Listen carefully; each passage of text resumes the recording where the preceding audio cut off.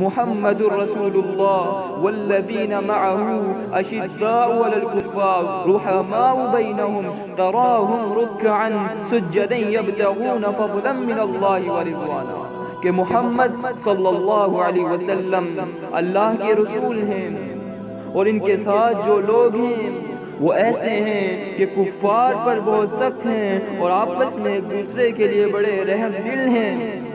آپ دیکھتے ہیں کہ وہ کبھی رکوع کی حالت میں ہوتے ہیں اور کبھی سجدے کی حالت میں ہوتے ہیں اور اللہ رب العالمین کے فضل اور اس کے رضا کے متلاشی رہتے ہیں۔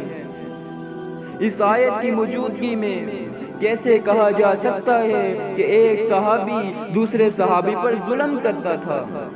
تاریخ کے ایسے تمام واقعات جو قرآن مجید کی اس آیت سے متصادم ہیں یقیناً جھوٹ ہیں۔ یہ آیت ایک اٹل حقیقت ہے، اس کے خلاف جو کچھ ہے وہ دشمنان اسلام کی سازشیں ہیں جنہوں نے واقعات گھڑ گھڑ کر تاریخ اسلام میں سموئے اور صحابہ کرام رضوان اللہ علیہم اجمعین کو بدنام کرنے کی کوشش کی۔